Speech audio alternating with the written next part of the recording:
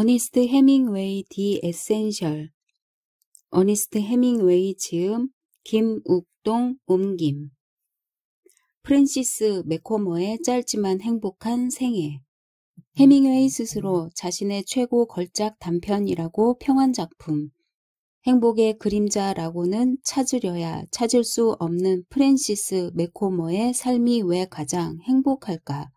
1936년에 발표, 제5열 및 최초의 49 단편, 1938년에 수록. 이제 점심시간이었다. 모두들 아무 일 없었다는 듯 두 겹으로 된 초록색 식당용 텐트 장막 아래 앉아 있었다.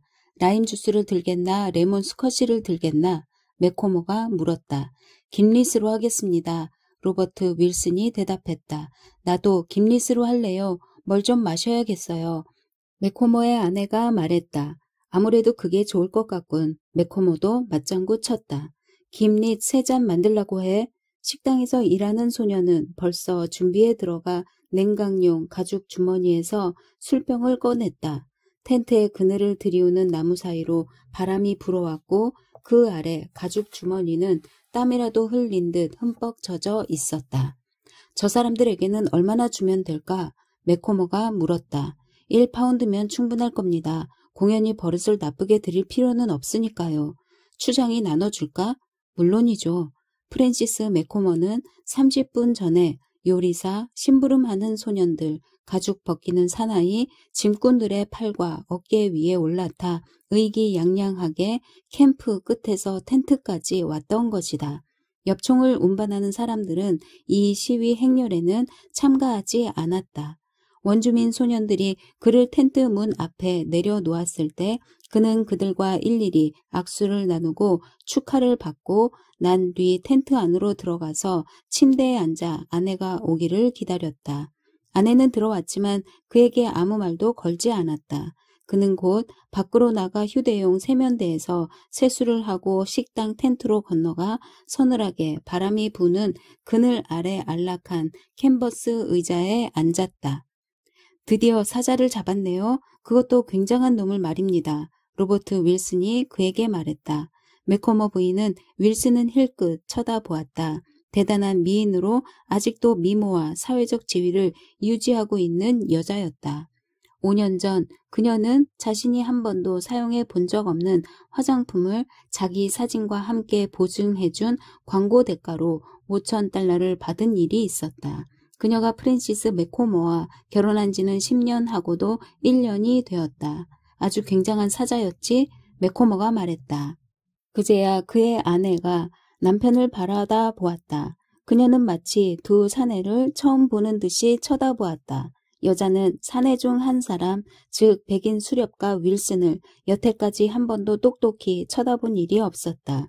그 사람은 모래빛 머리칼에다 짧고 빳빳한 콧수염을 기른 중키의 사내였다. 얼굴이 매우 불그스름했으며 푸른 눈은 몹시 차가웠고 눈가에는 흰 주름이 희미하게 잡혀 웃을 때면 홈이 파이면서 명랑한 느낌을 주었다. 그는 지금 여자에게 미소를 던졌고 그녀는 그의 얼굴에서 시선을 돌려 그가 걸친 헐렁한 우도 속에 어깨선이 내려가는 모습을 훑어보았다. 왼쪽 주머니가 달려 있어야 할 곳에는 큼직한 탄약 상자 4개가 고리에 달려 있었다.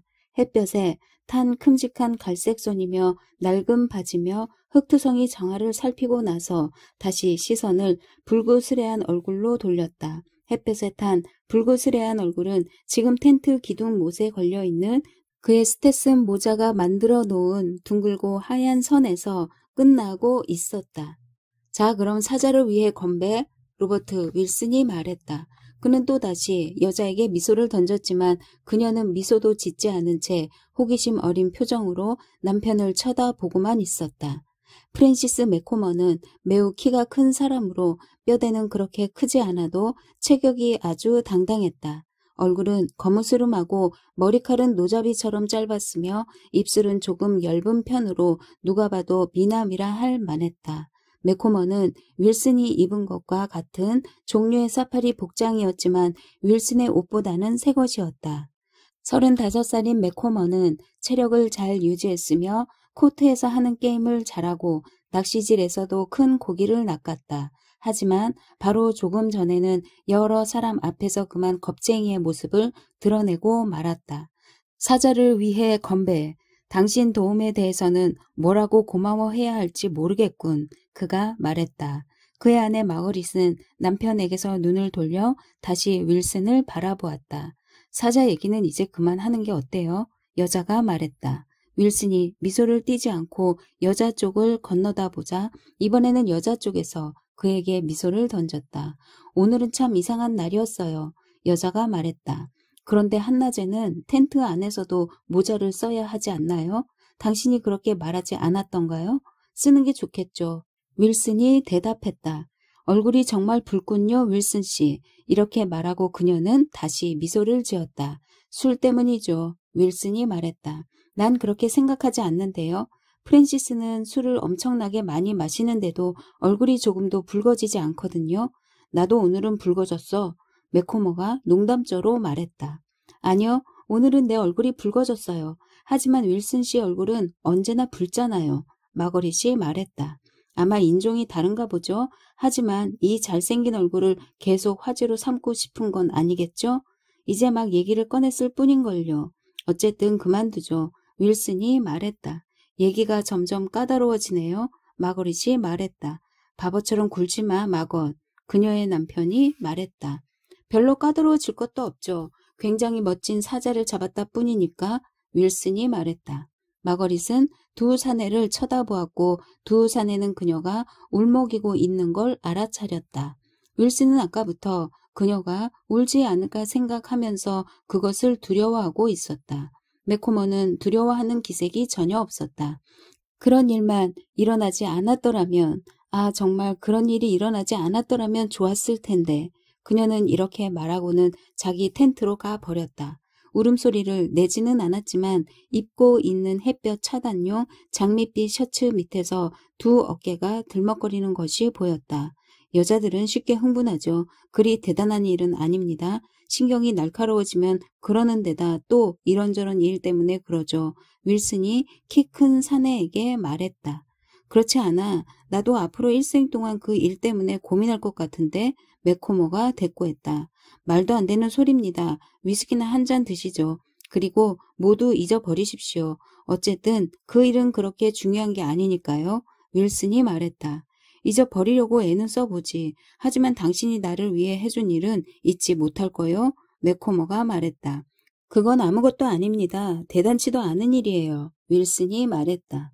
두 사람은 꼭대기가 넓게 퍼진 아카시아 나무 아래에 친 캠프 그늘에 앉아 있었다. 아카시아 나무 뒤쪽으로는 여기저기 옥석이 흩어진 낭떠러지가 있었고 그 앞쪽에는 옥석이 깔린 개울 강둑으로 풀밭이 펼쳐졌으며 그 건너편에는 숲이 있었다. 소년들이 점심 식사를 차리는 동안 두 사내는 마주 앉아 알맞게 차가워진 라임 주스를 마시면서도 서로의 시선을 피했다.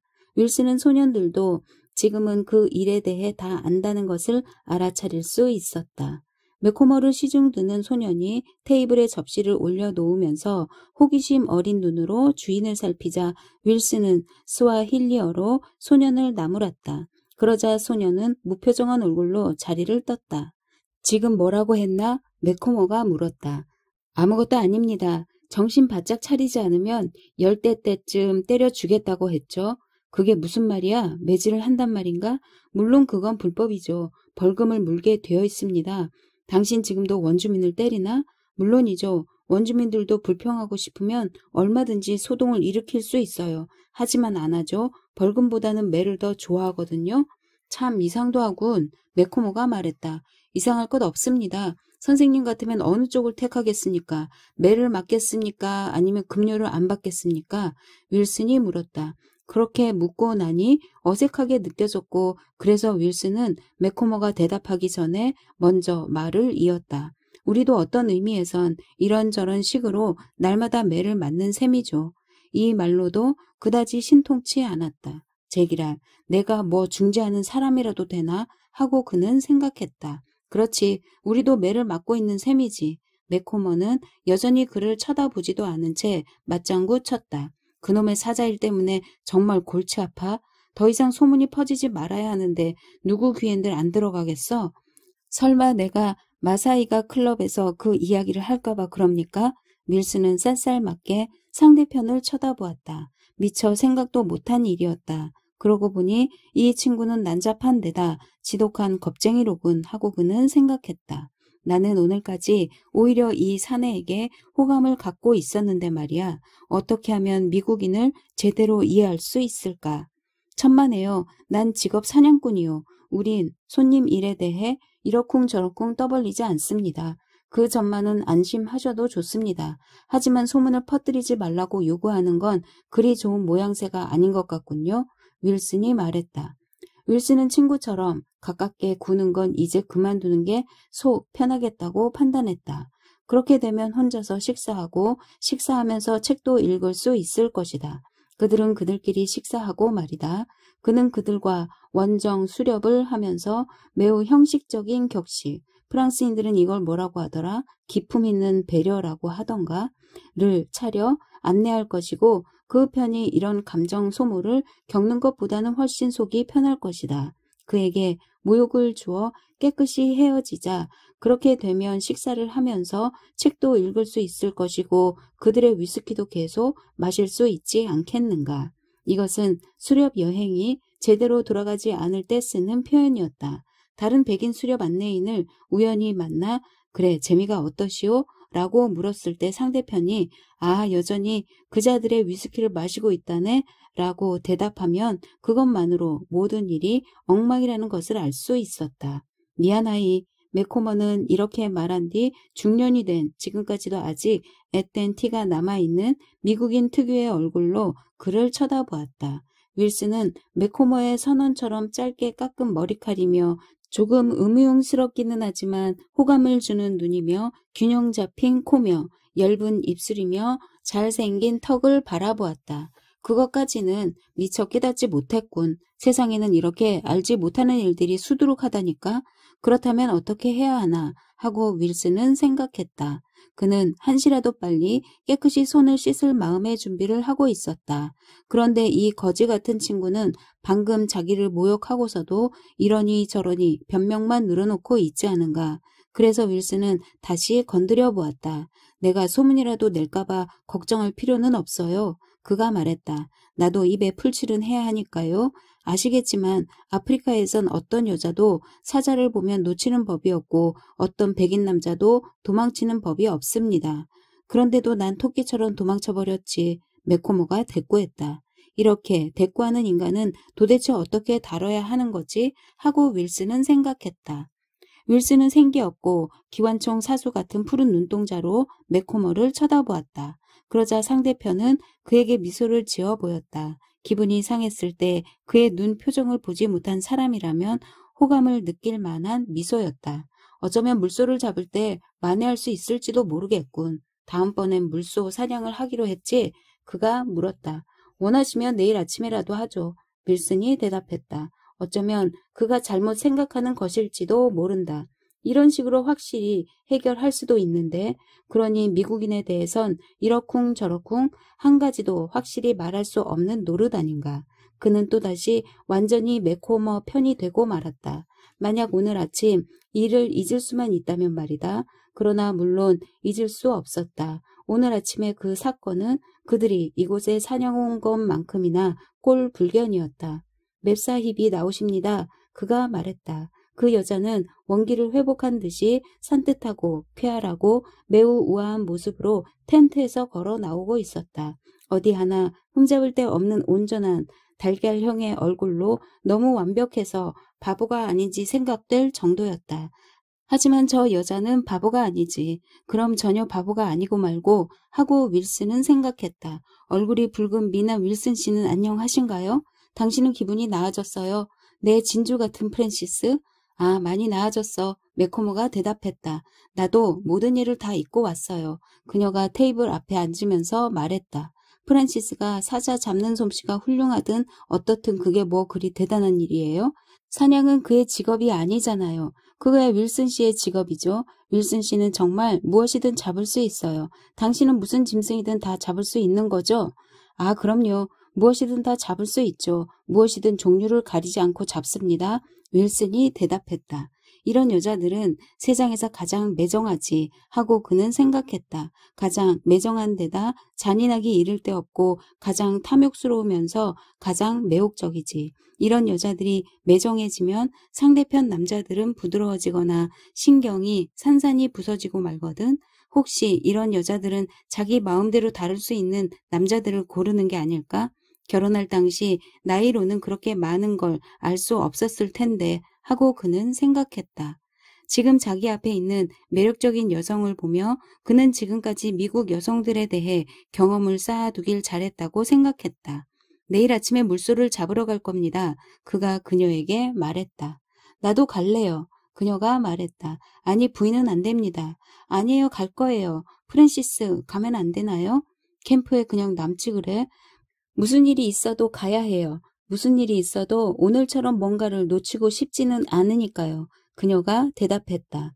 아까 이 여자가 자리를 떴을 때 울려고 밖으로 나갔을 때 매우 멋진 여자로 보였지 하고 윌슨은 생각했다. 이해심 있고 눈치 빠르고 남편과 자신의 일 때문에 마음 아파하고 또한 모든 사태를 잘 파악하고 있는 듯이 보였어. 그러던 것이 20분쯤 자리를 떴다가 돌아오자 미국 여자 특유의 냉정함으로 온몸을 단단히 감싸고 있구나. 세상에 벼락 맞을 여자들이야. 벼락 맞을 여자들이지. 내일은 오늘과는 다른 구경거리를 보여주지. 프랜시스 맥코모가 말했다. 부인께서는 오지 마십시오. 윌슨이 말했다. 당신은 잘못 생각하고 있어요. 그녀가 그에게 말했다. 또다시 당신이 멋들어지게 해치우는 걸 보고 싶어요.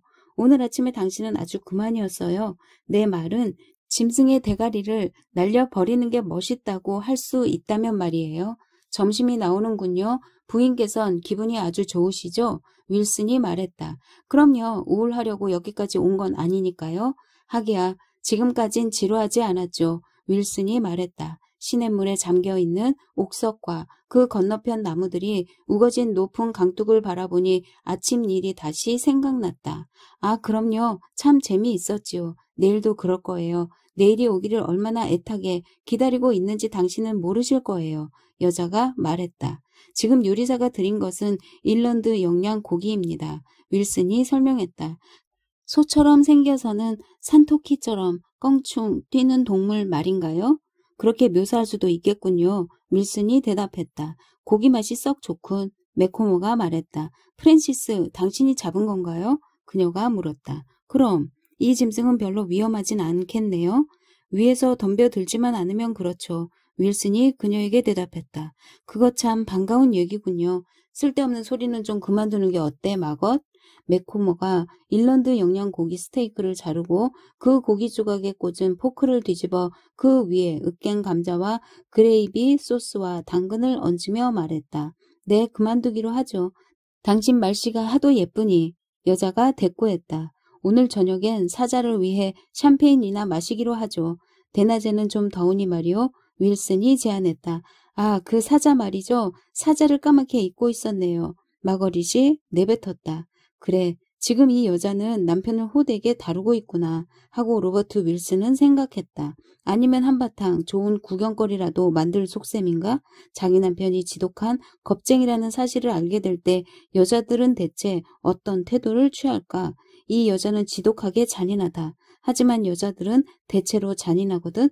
물론 이런 여자들은 남편을 쥐고 마구 흔드는 법이지. 마음대로 흔들자면 때론 잔인해질 수밖에 없어. 이런 여자들의 빌어먹을 폭력행위야 실컷 봐오지 않았던가. 고기 좀 더 드십시오. 그가 공손히 여자에게 말했다. 그날 오후 늦게 맥코모는 윌슨과 원주민 운전사와 엽총 운반인 2명을 데리고 자동차를 몰고 나갔다. 맥코모 부인은 캠프에 남아 있었다. 너무 더워서 나갈 수 없다고 하면서 이튿날 아침 일찍 동행하겠노라고 했다. 점차 멀어져 가는 자동차에서 윌슨은 그녀가 큰 나무 밑에 서 있는 것을 보았다. 장밋빛 카키복을 입고 검은 머리카락을 이마에서 뒤로 넘겨 목덜미 아래까지 따내린 그녀의 모습은 아름답다기보다 사랑스러웠다. 생기 넘치는 얼굴이 마치 영국 느낌이 난다고 그는 생각했다. 그녀는 자동차가 키 큰 풀이 우거진 늪지를 뚫고 멀어져 가자 그들을 향해 손을 흔들었다. 차는 나무 사이를 구불구불 돌아 과수원 숲이 있는 조그마한 언덕으로 들어갔다. 과수원 숲에서 그들은 일런드 영양떼를 발견하고는 모두 차에서 내려 뿔이 길게 뻗친 늙은 일런드 영양 한 마리 뒤를 살금살금 쫓아갔다. 매코머는 200m 조금 못 미치는 거리에서 훌륭한 솜씨로 일런드 영양 순놈을 맞췄다. 그러자 일런드 영양떼는 후다닥 뛰어올라 서로의 등을 뛰어넘으며 도망쳤는데 다리를 오그리고 껑충껑충 뛰어가는 꼴이 꿈속에서나 가끔 경험하는 것일 뿐 도저히 현실의 것이라고는 믿어지지 않았다. 아주 훌륭한 솜씨였습니다. 관역이 작았는데도 말이죠. 윌슨이 말했다. 쏠 만한 가치가 있는 놈이었나? 매코머가 물었다. 아주 훌륭한 솜씨였어요. 그렇게만 쏘면 아무 문제가 없을 겁니다. 윌슨이 대답했다. 내일 물소를 찾아낼 수 있을까?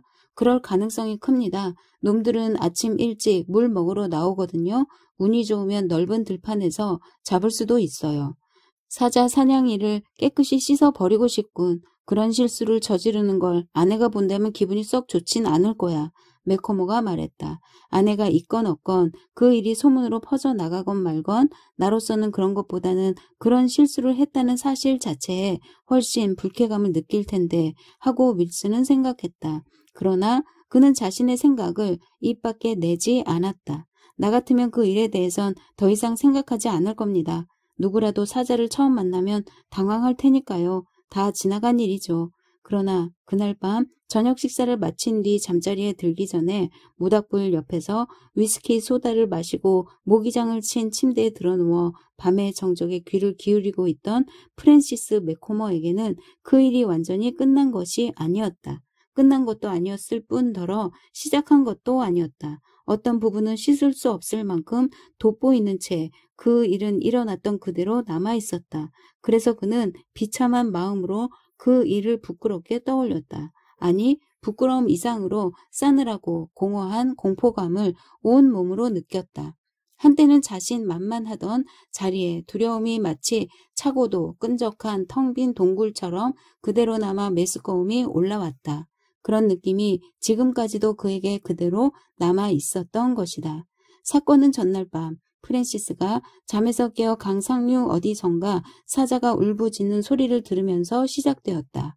우렁차고 나지막한 울음소리였지만 마침내 기침 소리처럼 투덜거리는 소리로 바뀐 것으로 보아 사자가 바로 텐트 밖에 다가와 있는 것 같았다. 한밤중에 잠이 깬 프랜시스 매코머는 그 소리를 듣자 덜컥 겁이 났다. 아내는 숨소리를 고르게 내며 자고 있었다. 무섭다고 말할 사람도 자신과 함께 무서워할 사람도 없이 그는 홀로 누워 있었다. 아무리 용감한 남자라도 사자에게 3번은 놀란다. 발자국을 처음 보았을 때, 울부짖는 소리를 처음 들었을 때, 처음 마주쳤을 때 말이다. 라는 소말리아 속담을 그는 몰랐다. 아침 해가 뜨기 전 식당 텐트에서 램프 불을 켜놓고 아침 식사를 하고 있을 때 사자가 또다시 울부짖었다. 그래서 프랜시스는 사자가 바로 캠프 가까이에 와 있다고 생각했다. 꼭 늙은이 같은 소리를 내는군요.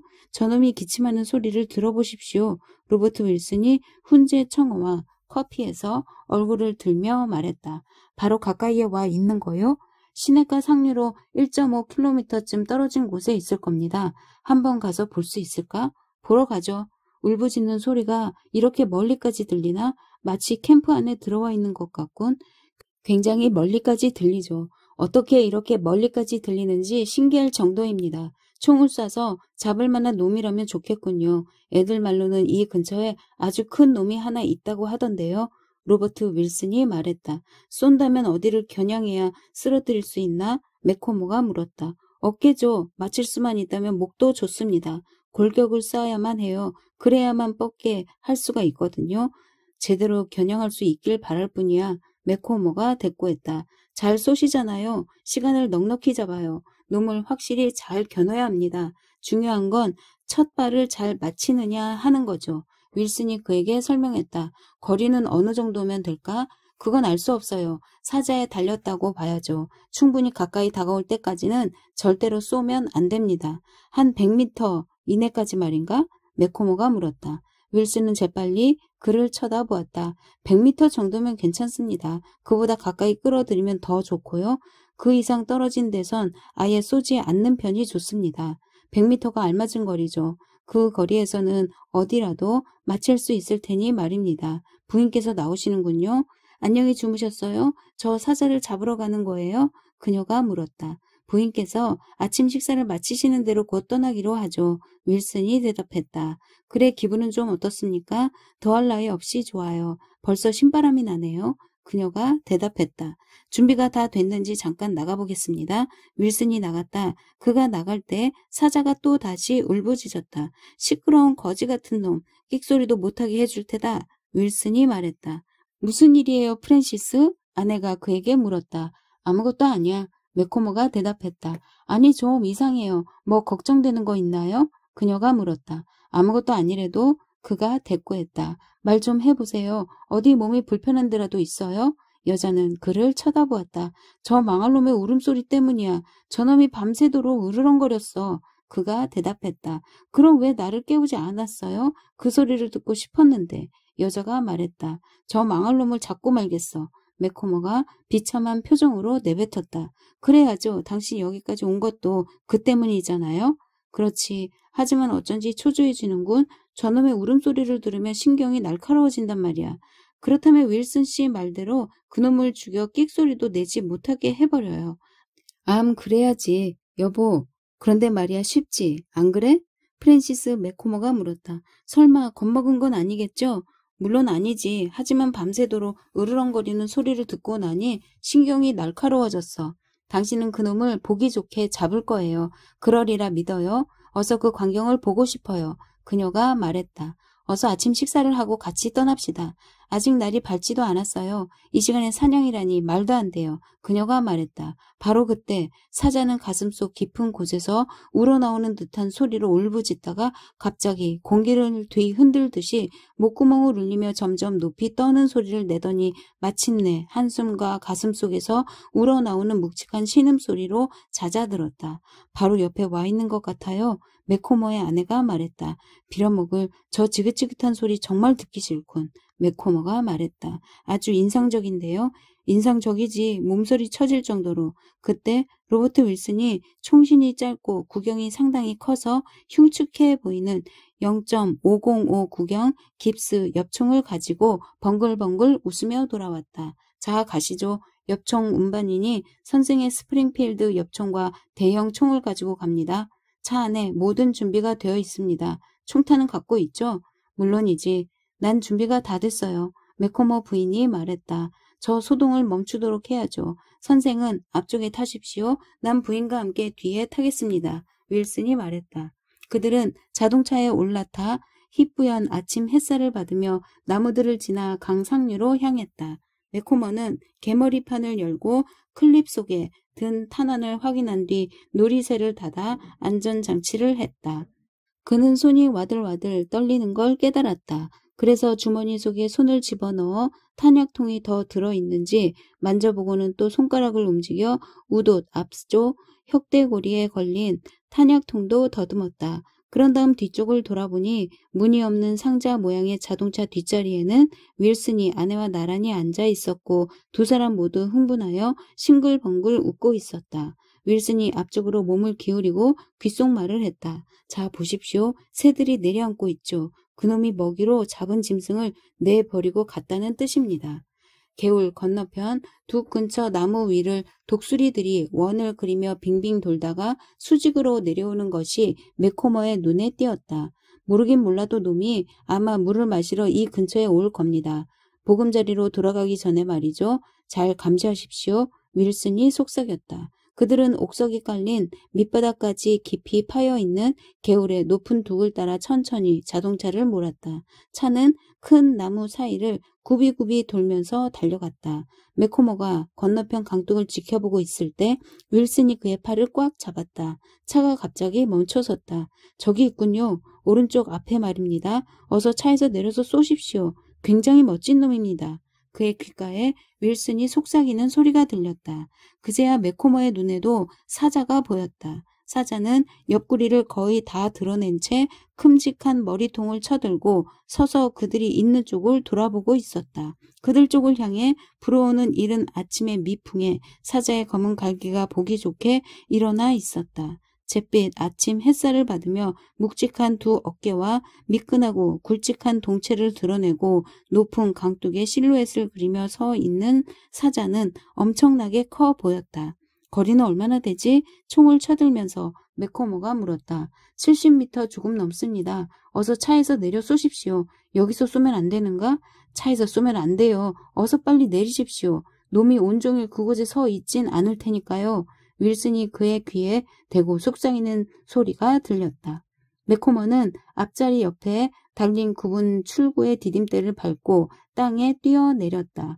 사자는 어마어마한 대단한 몸집으로 버티고 서서 아직도 당당하고 냉담한 눈초리로 그의 눈에는 다만 그림자로밖에 보이지 않을 이쪽의 대상을 물끄러미 바라보고 있었다. 사람 냄새는 그쪽까지 풍기지 않았다. 사자는 이쪽의 물체를 유심히 바라보면서 큼직한 머리통을 좌우로 천천히 흔들었다. 그러고 나서 두려워서가 아니라 무언가가 자기 앞에 맞서 있으니까 물을 마시러 강둑 아래로 내려가기를 망설이면서 대상을 지켜보았다. 그렇게 지켜보면서 사자는 자기 눈에 사람 같은 것이 그 물체에서 떨어져 나오는 것을 보자 그 묵직한 머리를 돌려 나무숲 아래로 숨을 곳을 찾아 몸을 돌렸다. 바로 그 순간 탕 하는 소리가 나더니 220그레인 엽총에 3006 스프링필드 탄환이 사자의 옆구리에 맞고 갑자기 뜨겁고 통렬한 구토증을 일으키면서 창자를 꿰뚫고 지나갔다. 사자는 상처 입은 큼직한 배때기를 흔들며 큼직하고도 무거운 네 발을 질질 끌고 숲을 빠져나가 키 큰 풀 덤불을 향해 빠른 걸음으로 달아났다. 그 순간 다시 공기를 가르는 듯한 요란한 소리를 내며 또 한 방이 그의 옆으로 지나갔다. 그러고 나서 또 한 방이 날아왔고 이번에는 늑골의 아랫부분을 뚫고 들어갔다.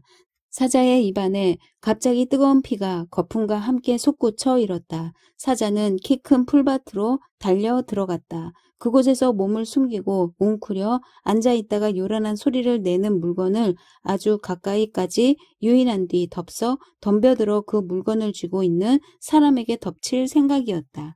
자동차에서 내렸을 때 매코머는 사자의 기분이 어떤지에 대해서는 조금도 생각하지 않았다. 다만 그는 자신의 두 손이 와들와들 떨리고 자동차에서 걸어 나갈 때 거의 발을 뗄 수가 없다는 사실만을 깨달았다. 널쩍다리가 뻣뻣했지만 근육이 꿈틀거리는 게 느껴졌다.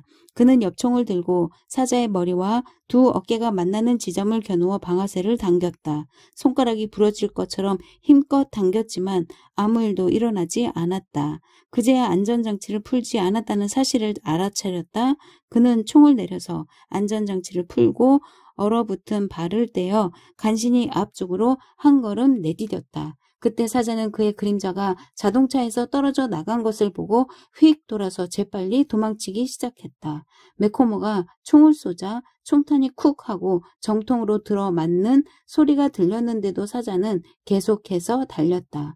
매코머는 또 쏘았지만 탄환이 빠른 걸음으로 달아나는 사자를 넘어 땅에 먼지를 일으키는 것이 모든 사람의 눈에 보였다. 그는 좀 더 낮은 데를 겨눠야 한다고 생각하면서 또 한 발 쏘았다. 모두들 명중하는 소리를 들었고 사자는 전속력으로 달려 그가 놀이새를 앞으로 밀기도 전에 숲속으로 뛰어들어 숨어버리고 말았다. 매코머는 뱃속에 메스꺼움을 느끼며 그곳에 우뚝 서 있었다. 공이치기를 잡아당긴 채 스프링필드 엽총을 아직도 쥐고 있는 두 손이 부들부들 떨렸다. 그리고 그의 곁에는 아내와 로버트 윌슨이 서 있었다. 또 엽총을 운반하는 원주민 2명도 와칸바 말로 뭐라고 짓거리며 그 옆에 서 있었다. 맞췄어. 2번이나 맞췄다고 매코머가 말했다. 맞히기는 맞췄지만 약간 앞쪽을 맞힌 것 같습니다. 윌슨이 신통치 않다는 듯이 말했다. 엽총을 운반하는 원주민들은 몹시 침울한 표정을 짓고 있었다. 누구 할 것 없이 모두들 잠자코 있었다. 혹시 죽었는지도 모르죠. 그래도 좀 더 기다렸다가 가보는 게 좋을 겁니다. 윌슨이 말을 이었다. 그게 무슨 말이지? 그놈이 죽은 뒤에 쫓아가자는 거죠. 아, 매코머가 대꾸했다. 참으로 멋진 사자였습니다. 그런데 고약한 곳에 틀어박혔어요. 윌슨이 쾌활하게 말했다. 고약하다니? 그놈하고 마주칠 때까지는 도대체 어디 숨어 있는지를 통 알 수 없단 말이죠. 아, 그렇군. 매코머가 말했다. 자, 그럼 이제 가볼까요? 부인께선 자동차에 그대로 계시는 게 좋겠습니다. 우린 피자국을 쫓아가야 하니 말입니다. 여기 남아있어, 마것. 매코머가 아내에게 말했다. 그의 입안은 너무 바짝 말라서 말하기조차 어려웠다. 왜요? 그녀가 물었다. 윌슨이 그러라는군. 잠깐 보고 올 겁니다. 부인께선 여기 그대로 계십시오. 이곳에 있는 게 오히려 더 잘 보일 겁니다. 윌슨이 말했다. 그러죠. 윌슨은 스와힐리어로 운전기사에게 뭐라고 말했다. 그러자 그는 고개를 끄덕이면서 네, 알겠습니다. 부하나? 라고 대답했다. 그들은 가파른 강둑을 내려가 개울을 건넌 뒤 옥석을 기어오르고 돌아서 강둑에 뻗어나온 나무 뿌리에 매달려 반대편 강둑으로 올라갔다. 개울을 따라 걸어가 마침내 매코머가 쏜 첫 발을 맞고 사자가 달아난 곳에 다다랐다. 운반인들이 풀줄기로 가리키는 쪽을 보니 짤막한 풀밭에 시커먼 피가 묻어있고 그 핏줄기는 개울 기슬 나무 숲 속으로 나 있었다. 어떻게 할 참이요? 매코머가 물었다. 별 도리가 없죠. 차를 몰고 들어갈 수는 없습니다. 강둑이 너무 가파르니까요. 놈이 좀 더 뻣뻣하게 굳은 뒤 저하고 같이 안으로 들어가 찾아보죠. 윌슨이 대답했다. 풀밭에 불을 지르면 안 될까? 매코머가 물었다. 그러기엔 풀이 아직 너무 파랗습니다. 그럼 몰입꾼을 집어넣을 순 없을까? 윌슨은 상대편을 살피듯이 찬찬히 뜯어보았다. 물론 그럴 수야 있죠. 하지만 그건 살인행위에 가깝습니다. 아시다시피 사자는 부상을 입었어요. 다치지 않은 사자라면 그냥 몰아낼 수도 있어요. 시끄러운 소리만 들어도 달아나니까요. 하지만 부상당한 놈은 이쪽으로 덤벼들거든요. 갑자기 딱 마주칠 때까지는 도저히 찾아낼 도리가 없습니다. 토끼 한 마리 숨지 못할 곳에 놈은 바짝 엎드려 있어요. 그런 곳에 차마 아이들을 몰아넣을 순 없죠. 어느 녀석이든 틀림없이 상처를 입고 말 테니까요. 그가 설명했다. 그럼 옆총 운반인들은 어떨까? 아, 그 사람들은 우리와 같이 가야죠. 그게 그 사람들의 샤울이니까요. 그러기를 계약한 겁니다. 그들도 표정이 별로 좋아 보이지 않죠? 난 그 안에 들어가고 싶지 않군. 매코머가 말했다. 미처 생각도 하기 전에 그만 입 밖으로 튀어나온 말이었다. 그건 나도 마찬가지입니다. 하지만 달리 선택의 여지가 없습니다. 윌슨이 아주 쾌활하게 말했다. 그러고 나서 다시 생각한 듯이 매코머를 힐끗 쳐다보았는데 그때 그는 갑자기 몸을 벌벌 떨면서 비참한 표정을 짓고 있었다. 물론 당신이 들어갈 필요는 없습니다. 내가 고용된 건 그런 일 때문이니까요. 내가 그렇게 비싼 고용료를 받는 것도 그 때문이죠. 그가 말했다. 그럼 당신 혼자 들어가겠단 말이오? 그놈을 그냥 내버려 두면 안 되나? 로버트 윌슨은 그때까지 사자와 사자 때문에 야기된 문제에만 온 정신이 쏠려 있었기 때문에 매코머에 대해서는 조금 겁을 먹고 있구나 하는 정도밖에는 생각하지 않았다. 그런데 이 말을 듣는 순간 갑자기 마치 호텔에서 실수로 남의 방문을 열고 못 볼 것을 본 것 같은 느낌이 들었다. 그게 무슨 말입니까? 그냥 내버려 두자고. 그럼 사자가 총에 맞지 않은 척 하자는 겁니까? 그게 아니에요. 그냥 내버려 두자는 거지. 그럴 순 없습니다. 이유가 뭔가? 첫째, 놈은 지금 틀림없이 고통스러워할 겁니다. 또 다른 이유는 누군가의 우연히 그놈과 마주칠지도 모릅니다. 그래, 알겠어. 하지만 선생은 그놈을 상관하지 않아도 괜찮습니다. 상관하고 싶어. 다만 좀 겁이 날 뿐이지. 그가 저 안에 들어갈 땐 내가 앞장서겠습니다. 콩고니를 시켜 발자국을 따라가게 하고 그러니 선생은 내 뒤에 한쪽에 조금 비켜서서 따라오십시오. 모르긴 몰라도 놈의 으르렁대는 소리가 들릴 겁니다. 놈이 보이기만 하면 우리 둘이서 총을 쏘는 거죠. 걱정할 건 아무것도 없어요. 내가 책임지고 돌봐드리겠습니다. 하지만 어쩌면 당신은 따라오지 않는 게 좋을지도 모르겠군요. 그 편이 훨씬 나을 것 같아요. 제가 처리해 버리는 동안 부인한테 가서 같이 있는 게 어떻겠습니까? 윌슨이 제안했다. 아니, 나도 가고 싶어. 좋습니다. 하지만 마음이 내키지 않으면 그만두십시오. 아시다시피 이건 내 샤울이니까요. 윌슨이 말했다. 나도 같이 가고 싶다고. 매코머가 말했다. 그들은 나무 아래 앉아 담배를 피웠다. 우리가 기다리는 동안 잠깐 돌아가 부인께 말을 전하고 오겠습니까? 아니, 그럼 내가 가서 좀 더 기다리라고 말하고 오죠. 좋아, 매코모가 말했다. 겨드랑이에서 줄줄 땀이 흐르고 입안은 바싹 마르고 뱃속은 텅 빈 것처럼 느끼면서 그는 윌슨에게 혼자 가서 사자를 해치우라고 말할 배짱이 있으면 좋겠다고 생각하며 앉아 있었다. 그는 자신이 방금 전 어떤 상태에 있었는지 알아차리지 못했기 때문에 윌슨이 화가 나서 자기 아내를 돌려보내려 했다는 사실을 미처 깨닫지 못했다. 그가 앉아있는 동안 윌슨이 다가왔다. 선생의 큰 엽총을 가져왔습니다. 이걸 들고 있으십시오. 이제 놈에게는 시간을 줄 만큼 준 것 같습니다. 자, 그럼 이제 가죠. 그가 말했다. 매코머가 큰 엽총을 손에 들자 윌슨이 말했다. 5미터쯤 왼쪽으로 비켜 서서 내 뒤를 따라오십시오. 그리고 뭐든지 내가 시키는 대로 하십시오. 그런 다음 그는 잠옷 우울한 표정을 짓고 있는 원주민, 운반인 2명에게 스와힐리어로 뭐라고 말했다. 어서 가죠. 그가 재촉했다. 물 한 모금만 마실 수 있을까? 매코머가 말했다.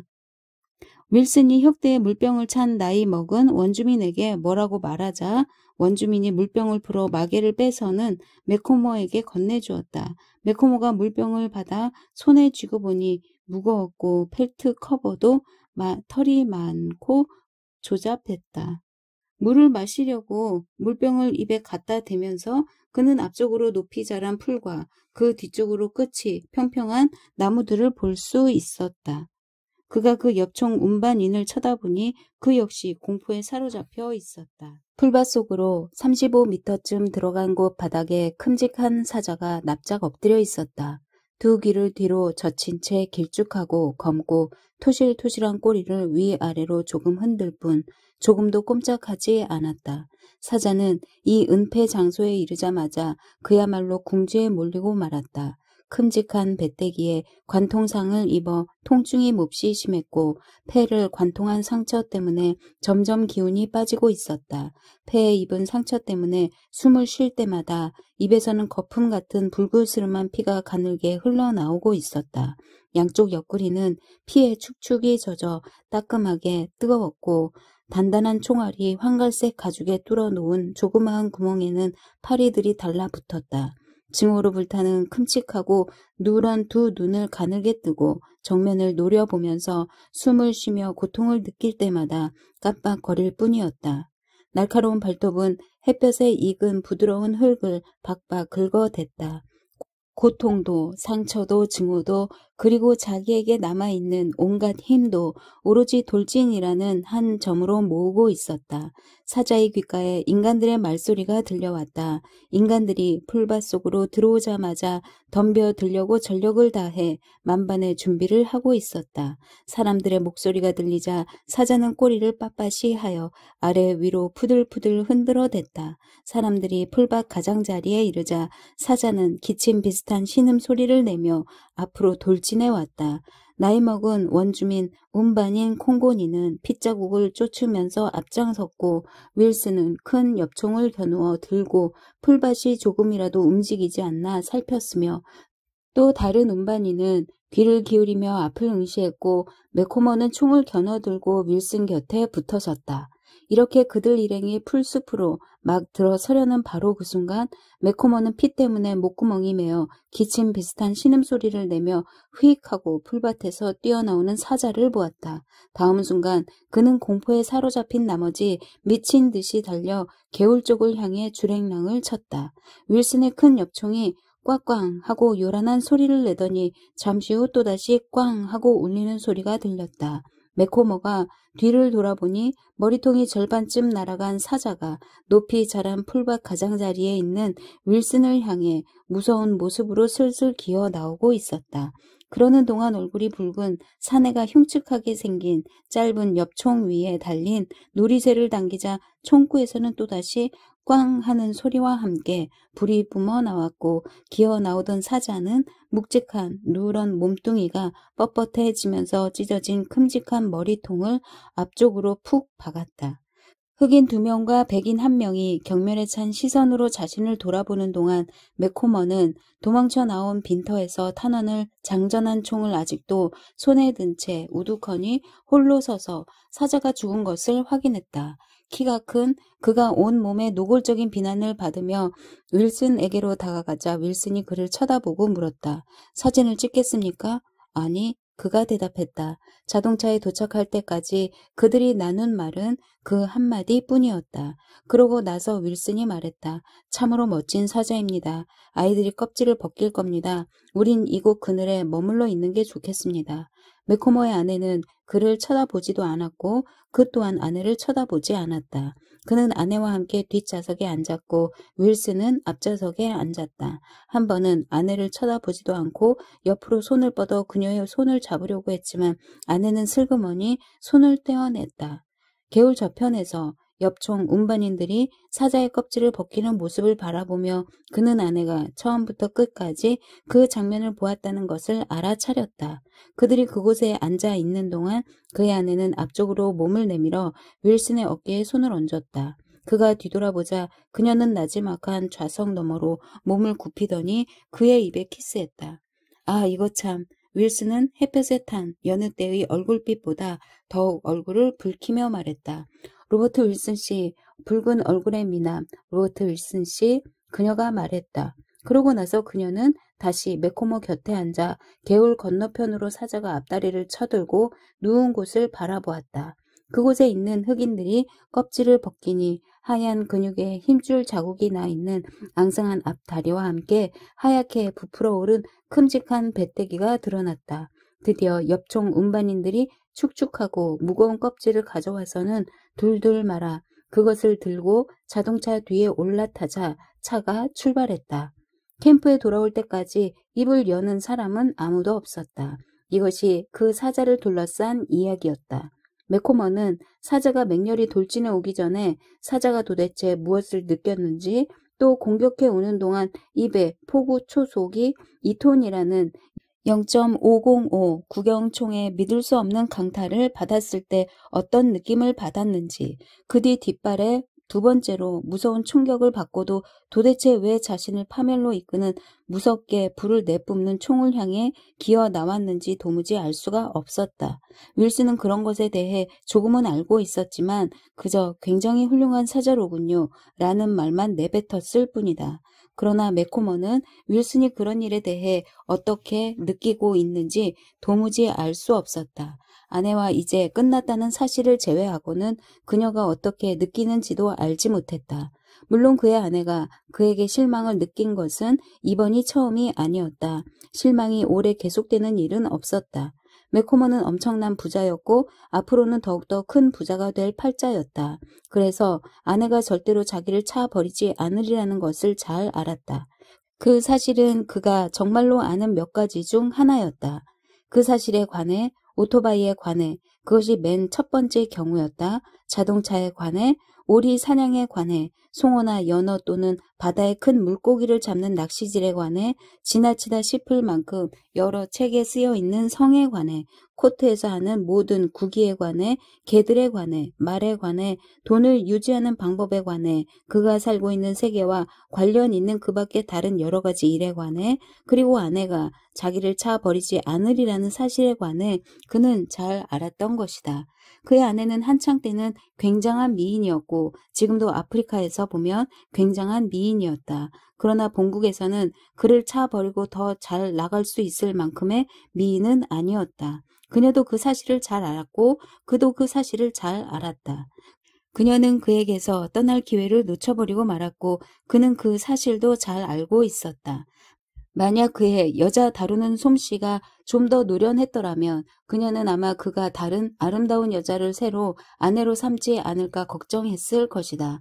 그러나 그녀는 그에 대해 구석구석까지 너무나 잘 알았기 때문에 그런 것에 대해 걱정하지 않았다. 게다가 그는 언제나 아주 관대했는데 그 관대함에 그처럼 흉측한 점만 없었더라면 그의 성격 중 가장 훌륭한 장점으로 보였을 것이다. 대체로 그들은 비교적 행복한 부부로 알려져 있었다. 헤어지리라는 소문이 가끔 돌기는 했지만 실제로는 절대 그러지 않는 부부 말이다. 사교란 담당 칼럼니스트의 표현을 빌리자면 그들은 아프리카 오지에서 사파리 수렵을 함으로써 무사람의 선망을 받았고 남한테서 부러움을 사는 영구적인 그들의 로맨스의 모험의 정취 이상의 것을 한껏 덧 보태고 있었다. 마틴 존슨 부부가 사자 심바, 물소, 코끼리 템보 등을 쫓아다니며 수없이 음악을 통해 소개하고 또한 박물관의 표본을 수집하기 전까지는 가장 검은 대륙으로 알려져 있었던 이곳에서 말이다. 이 칼럼니스트는 그들 부부가 과거에 적어도 3번은 헤어질 뻔했다고 보도한 적이 있는데 그들이 그런 상황에 있었던 것은 사실이다. 그러나 두 사람은 언제나 그런 위기를 잘 헤쳐나갔다. 서로 결합할 수밖에 없는 강한 기반을 가지고 있었기 때문이다. 마거릿은 매코모가 이혼하기에는 너무도 아름다웠고 매코모는 마거릿이 영영차 버리기에는 너무도 돈이 많았던 것이다. 새벽 3시쯤 프랜시스 매코머는 사자 생각을 물리치고 난 뒤 잠깐 잠들었다 깨어 다시 잠들었지만 피투성이가 된 머리통을 한 사자가 그의 가슴을 억누르는 악몽에 깜짝 놀라 또다시 잠을 깨고 말았다. 그리고 심장이 마구 뛰는 소리에 귀를 기울이고 있다가 텐트 안 다른 침대에 아내가 없다는 사실을 깨닫게 되었다. 그 사실을 깨닫고 그는 2시간 동안이나 눈을 뜬 채 누워 있었다. 2시간쯤 지나서야 아내는 텐트로 되돌아와 모기장을 쳐들고 기분 좋은 듯이 침대로 기어 들어갔다. 어디 갔다 오는 거야? 매코머가 어둠 속에서 물었다. 여보, 깨어 있었어요? 그녀가 말했다. 어디 갔다 오냐고. 잠깐 밖에서 바람 좀 쐬고 왔어요. 행여나 그랬겠군. 무슨 말을 듣고 싶은 거예요, 여보? 어디 갔다 왔느냐 말이야. 바람 쐬러 갔다 왔다니까요. 요즘에는 그렇게 부르는 모양이군. 이 암캐 같은 년. 내가 암캐면 당신은 겁쟁이겠죠? 좋아. 그래서 어떻단 말이야? 그가 대꾸했다. 나한테는 아무 상관없는 일이에요. 하지만 제발 말하지 말아요. 여보, 지금은 몹시 졸려 죽을 지경이니까. 그래, 무슨 짓이건 내가 받아들일 줄 아는 거야? 그럴 줄 알았죠, 여보? 천만에 어린 반푼도 없지. 제발 부탁이에요, 여보. 말하지 말자고요. 너무 졸려요. 그런 짓은 하지 않기로 했잖아. 안 하겠다고 약속했잖아. 하지만 지금은 사정이 다르죠? 그녀가 부드럽게 말했다. 이번 여행에서는 그따위 짓은 하지 않겠다고 했다고 약속했잖아. 그래요, 약속했죠, 여보. 나도 처음에는 그러려고 했어요. 하지만 어제 일로 이번 여행은 엉망이 됐어요. 그러니 그 얘기는 할 필요가 없지 않나요? 당신은 자기한테 유일히 할 땐 오래 기다리는 법이 없군. 안 그래? 제발 부탁해요. 그만둡시다. 졸려 죽겠다니까요, 여보. 아니야, 말해야겠어. 그럼 혼자서 떠들어요. 난 잘 테니까. 그리고 그녀는 잠들고 말았다. 해 뜨기 전 그들 3사람은 함께 식탁에 앉아 아침 식사를 했다.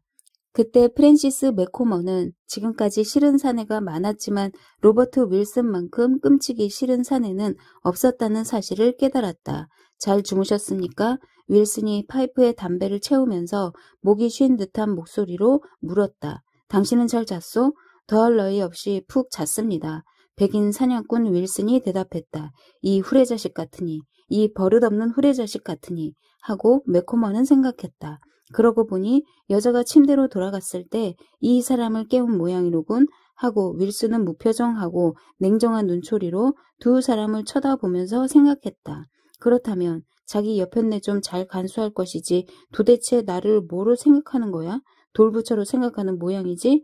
남편이라면 제 여편네는 붙잡아 둘 줄 알아야지. 이게 다 제 탓이지 누구 탓이야? 물소를 찾을 수 있을까요? 마거릿이 살구가 담긴 접시를 내밀면서 물었다. 그럴 가능성은 있죠. 하지만 부인께선 캠프에 남아있는 게 어떻겠습니까? 윌슨이 이렇게 말하고는 그녀를 향해 미소를 지었다. 절대로 그럴 순 없어요. 그녀가 그에게 대답했다. 부인께 캠프에 남아있도록 명령하시죠. 윌슨이 매코머에게 말했다. 당신이 명령하지 그래? 매코머가 쌀쌀맞게 말했다. 명령이니 뭐니 하는 그런 바보 같은 말은 하지 마요, 프랜시스. 마거릿이 매코머를 향해 잠옷 유쾌한 듯이 말했다. 출발 준비는 다 됐나? 매코머가 물었다. 언제든지 출발할 수 있습니다. 맴사입께서도 같이 가길 원하십니까? 윌슨이 물었다. 내가 원하고 안 원하고가 중요해? 제기랄 하고 로버트 윌슨은 생각했다. 빌어먹을. 그래, 일이 이렇게 되어가는군. 결국 이렇게 되어가는 거야. 그야 별로 중요하지 않죠. 그가 대꾸했다. 설마 당신은 내 아내와 함께 캠프에 남아있고 나 혼자 나가서 물소를 잡아오기를 바라는 건 아니겠지? 맥코모가 물었다. 그럴 수야 없죠. 내가 선생이라면 그런 잠꼬대 같은 소리는 하지 않을 겁니다. 윌슨이 대꾸했다. 잠꼬대가 아니야. 역겨워서 그래. 역겹다니 듣기 민망한 말이군요. 프랜시스, 좀 더 분별 있게 말할 수 없나요? 그의 아내가 말했다. 지나칠 정도로 분별 있게 말하고 있는 거야. 그래, 이렇게 더러운 음식 먹어본 적 있나? 매코모가 물었다. 음식이 뭐 잘못됐나요? 윌슨이 조용히 물었다. 다른 일도 다 마찬가지지. 나 같으면 마음을 좀 가라앉히겠습니다. 겁쟁이 선생. 식탁 시중을 드는 아이 하나는 영어를 조금 알아들으니 말입니다. 윌슨이 아주 조용하게 말했다. 그까짓 아이가 무슨 상관이야? 윌슨은 자리에서 일어나 파이프를 빨면서 걸어가 그를 기다리고 서 있는 원주민 운반인 한 사람에게 천천히 스와힐리어로 뭐라고 말했다. 매코모와 그의 아내는 식탁에 앉아 있었다. 그는 커피잔을 물끄러미 바라보고 있었다. 만약 당신이 소동을 일으킨다면 난 당신하고 헤어지고 말 거예요, 여보. 마거릿이 조용히 말했다. 아니, 그러지 못할걸? 안 그러는지 어디 한번 두고 봐요. 차마 나한테서 떠나진 못할걸? 그래요. 떠나지 않을 테니 당신도 처신 잘해요. 처신 잘하라고? 그런 말버릇이 어디 있어. 처신을 잘하라니? 그래요. 처신 좀 잘하라 이 말이에요. 그럼 당신은 왜 처신을 잘하지 않는 거지? 오랫동안 잘하려고 노력해왔어요. 정말 오랫동안요. 난 저 붉은 낯짝을 돼지 자식이 싫어. 보기만 해도 구역질이 난단 말이야. 매코모가 말했다. 저 사람은 정말 훌륭한 사람이에요. 아, 입 닥쳐. 매코모는 거의 소리를 지르다시피 했다. 바로 그때 자동차가 와서 식당 텐트 앞에 멈춰섰고 운전기사와 원주민 엽총 운반인 둘이 차에서 내렸다. 윌슨이 걸어와 식탁에 앉아있는 그들 부부를 쳐다보았다. 사냥 나갈 겁니까? 그가 물었다. 그래야지. 갑시다. 매코모가 자리에서 일어서면서 말했다. 털 스웨터를 갖고 가는 게 좋을 겁니다. 차 안은 추우니까요. 윌슨이 말했다. 난 가죽 재킷을 갖고 가겠어요. 마거릿이 말했다. 그건 아이가 갖고 있습니다. 윌슨이 그녀에게 말했다. 그는 운전기사와 함께 앞좌석에 올라타고 프랜시스 매코모와 그의 아내는 한마디 말도 없이 뒷좌석에 앉았다. 이 거지같은 자식이 내 뒤통수를 날려버릴 생각을 하지 않았으면 좋겠는데 하고 윌슨은 생각했다. 여자란 원정 수렵에는 귀찮은 존재야. 잿빛 아침 햇살을 받으며 자동차는 아래쪽으로 내려가 조약돌이 깔린 얕은 여울에서 강을 건넌 뒤 가파른 강둑을 비스듬히 기어 올라갔다. 그곳은 전날 윌슨이 삽으로 길을 만들도록 일러두었던 곳으로 그들은 지금 공원처럼 나무가 우거지고 기복이 있는 건너편까지 차를 몰고 갈 수 있었다. 상쾌한 아침이라고 윌슨은 생각했다. 이슬이 무겁게 내려앉았고 바퀴가 풀숲과 낮은 덤불을 헤치고 지나갈 때 납작하게 깔린 엽상 식물의 향기로운 냄새가 풍겼다. 꼭 마편초 냄새 같았다. 자동차가 길 없는 공원 같은 곳을 지나갈 때 풍기는 이른 아침의 이슬 냄새며 바퀴에 짓밟힌 고사리 냄새, 그리고 이른 새벽 안개 속에 검실검실 보이는 나무줄기의 모습이 좋았다. 지금 그는 뒷좌석에 앉아있는 두 사람에 대해서는 잊고 오직 물소만을 생각했다. 뒤쫓으려는 물소는 낮에는 초목이 우거진 깊은 늪에 숨어 있어서 도저히 총을 쏠 수 없지만 밤이 되면 먹이를 찾아 넓은 초원으로 나온다. 그래서 만약 자동차로 놈들과 놈들이 있는 늪 사이에 들어갈 수만 있다면 매코머는 넓은 초원에서 놈들을 사냥할 기회를 얻을지 모른다. 우거진 덤불 속에 들어가서 매코머와 함께 물소를 사냥하고 싶지는 않았다. 매코머하고는 물소건 무엇이건 같이 사냥하고 싶은 생각이 조금도 없었지만 그는 직업 수렵가로 한창 때는 보기 드물게 괴팍한 친구들과 함께 사냥한 일도 있었다. 만약 오늘 물소를 잡게 된다면 다음 목표는 코뿔소가 될 것이다. 이 가련한 산에도 위험천만한 원정 수렵을 경험하고 나면 사정이 좀 나아질 것이다. 자신은 저 여자와 이제 더 아무 관계도 없을 것이고 매코모도 그 일을 극복하게 될 것이다. 꼴을 보아하니 이 친구는 전에도 이런 일을 여러 번 겪은 모양이었다. 이 불쌍한 거지 같은 친구. 틀림없이 나름대로 그런 일을 극복하는 방법이 있을 거야. 어쨌든 이렇게 된 것은 저 가련한 녀석이 저지른 실수 때문이 아니던가? 로버트 윌슨은 뜻밖의 행운이 갑자기 굴러 들어올 때를 대비하여 원정 수렵을 할 때는 늘 더블 사이즈의 간이 침대를 갖고 다녔다. 전에도 여러 나라 사람들이 뒤섞인 방탕하고 스포츠를 좋아하는 단골 손님들을 위해 사냥을 나간 일이 있었다. 그런데 그 일행의 여자들은 이 백인 수렵인과 침대를 같이 하지 않으면 지불한 돈에 대해 보람을 느끼지 못했다. 그 무렵 그 중에는 꽤 마음에 드는 여자들도 있었지만 헤어지고 나면 그들을 경멸했다. 그러나 그는 그런 사람들 때문에 생계를 이어왔고 그들에게 고용된 동안 그들의 기준에 따라 행동해야 했다. 사격을 제외한 모든 일에서 윌슨은 그들의 기준을 따라야 했다. 그러나 수렵할 때는 자신만의 기준이 있었고 그래서 그들은 그의 표준에 따라 행동하든지 그렇지 않으면 다른 안내인을 고용하는 수밖에 없었다. 그 점 때문에 그들이 모두 자신을 존경한다는 것을 그는 잘 알았다. 그런데 이 매코머라는 인간은 기이한 친구였다. 제기랄 정말 기이하지 않다면 내 성을 갈겠어. 지금 놈의 아내가 있거든. 아내가 있어. 그렇지 아내 말이야.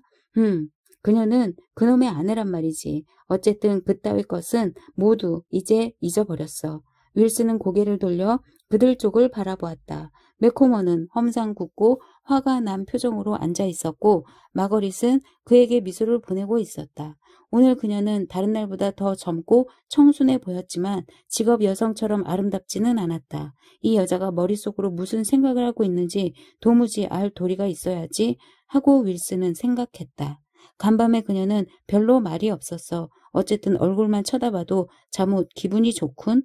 자동차는 천천히 나지막한 오르막을 기어올라 숲 사이를 달린 다음 풀이 우거진 대초원 같은 공지로 나와 들판의 가장자리 그늘진 곳을 따라 계속 달려갔다. 운전기사는 속도를 늦추었고 윌슨은 초원을 가로질러 또 건너편 너머 일대를 조심스럽게 살펴보았다. 그는 차를 멈추게 하고 쌍안경으로 들판을 샅샅이 살펴보았다. 그러고 나서 운전기사에게 앞으로 계속 나아가도록 손짓을 하자 자동차는 흙 멧돼지 구멍을 피하고 개미가 만들어 놓은 진흙집을 비켜가며 천천히 굴러갔다. 바로 그때 공지를 건너다 보고 있던 윌슨이 갑자기 고개를 돌리며 소리를 질렀다. 맙소사, 놈들이 저기 있어요. 자동차는 앞쪽으로 튀어나가고 윌슨이 운전기사에게 스와힐리어로 재빨리 뭐라고 말하는 동안 윌슨이 손가락질 하는 곳을 바라보니 거대한 검은 짐승 3마리가 매코머의 눈에 들어왔다. 길쭉하고 육중한 몸뚱이가 마치 원통처럼 보이는 짐승들이 검고 큼직한 유조차 마냥 탁 트인 초원의 반대쪽 끝을 가로질러 질주하고 있었다. 짐승들은 목을 빳빳이 쳐들고 몸뚱이를 쑥 내민 채 달리고 있었는데 번쩍 치켜들고 달리는 머리통 끝에는 검은 뿔이 위쪽으로 넓게 뻗어 있었다. 머리통을 움직이는 것 같지 않았다. 3마리 모두 늙은 물소입니다. 습지에 닿기 전에 놈들의 길을 막아버립시다. 윌슨이 말했다. 자동차는 시속 70km가 넘는 속도로 텅 빈 들판을 달리고 있었다. 매코머가 지켜보니 물소가 점점 크게 보이다가 드디어 털없이 우둘투툴한 거대한 잿빛 물소 1마리가 눈에 들어왔다. 어깨와 어깨 사이에 목덜미가 푹 파묻혀 있었고 줄지어 꾸준히 달리고 있는 다른 2마리 조금 뒤쪽을 달릴 때에는 뿔이 까맣게 번쩍였다. 그리고 그때 자동차는 길을 뛰어넘기라도 하듯이 크게 흔들리면서 일행은 물소 가까이에 다가와 있었다. 앞으로 넘어질 듯이 돌진하는 물소의 거대한 몸집이며 털이 성긴 먼지투성이 피부며 널찍하게 솟은 뿔이며 콧구멍이 널찍하고 길게 늘어진 주둥이가 그의 눈에 들어왔다. 그가 총을 들고 쏠 자세를 취하려 하자 윌슨이 차에서 쏴선 안 돼요. 이 바보 같은 양반아 하고 외쳤다. 그 순간 매코머는 윌슨에 대한 증오심을 느꼈을 뿐 공포 같은 건 전혀 느끼지 않았다. 브레이크가 걸리더니 자동차가 옆으로 미끄러지며 가까스로 멈춰 섰다. 윌슨이 한쪽에서 내리고 그는 다른 쪽에서 내렸는데 차가 미처 멈추기 전이라 발이 땅바닥에 부딪혀 비틀거렸다. 그러고 나서 매코모는 총을 치켜들어 달아나는 물소를 겨눠 쏘았다. 총알이 한 발, 두 발, 탕탕 하고 물소 몸에 맞는 소리가 들렸다. 마침내 앞쪽 어깨와 어깨 사이에 퍼부어야 한다는 생각이 들자 그는 꾸준히 달리고 있는 물소를 향해 총알을 있는 대로 계속 쏘아댔다. 다시 총알을 장전하려고 더듬거리는데 물소가 쓰러지는 모습이 보였다. 물소는 무릎을 꿇고 큼직한 머리통을 앞쪽으로 내젓고 있었다. 그는 나머지 다른 두 마리가 달리는 것을 보고 이번에는 앞장선 노물소와 명중시켰다. 또 한 발 쏘았지만 이번에는 맞지 않았다. 꽝 하고 울리는 윌슨의 총소리가 들리더니 선두에서 물소가 코를 박고 앞으로 고꾸라졌다. 저기 나머지 놈을 쏴요. 지금 쏘고 있는 놈 말이오. 윌슨이 소리쳤다. 그러나 물소는 같은 속도를 꾸준히 유지하며 달아났다. 매코모가 쏜 총알은 맞지 않고 먼지만 푹 일으켰으며 윌슨의 총알도 빗나가 먼지가 구름처럼 자욱이 일어났다. 그러자 윌슨이 자 갑시다. 거리가 너무 멀어요 하고 소리 지르며 그의 팔을 붙잡았다. 매코모와 윌슨은 다시 자동차에 올라타 차의 양쪽에 한 사람씩 매달린 채 우툴두툴한 지면 위를 흔들거리며 돌진하여 꾸준한 속력으로 넘어질 듯 곧장 달려가는 목이 묵직한 물소를 뒤쫓아갔다. 그들은 물소 뒤로 다가섰고 매코모가 총알을 장전하다 땅바닥에 떨어뜨린 탄환을 주어서 억지로 총에 쑤셔 넣다 막히고 막힌 것을 뚫고 하는 동안 그들은 물소와 거의 닿을 정도로 가까워졌다. 그때 윌슨이 스톱! 하고 고함을 치자 자동차는 뒤로 미끄러져 자빠질 뻔했고 매코모는 앞으로 뛰어내려 놀이새를 앞으로 젖히고는 될 수 있는 대로 앞쪽으로 질주하는 검고 둥근 등을 겨누고 쏘았다. 겨누고 쏘고 또다시 겨누고 쏘고를 반복했지만 총알은 모두 명중해도 물소는 꿈쩍하지 않았다. 그때 귀가 멍멍할 정도로 윌슨이 총을 쏘는 소리가 들리더니 물소가 비틀거리기 시작했다. 매코모가 조심스럽게 겨누어 한 발 다시 쏘자 물소가 무릎을 꿇고 픽 쓰러지고 말았다.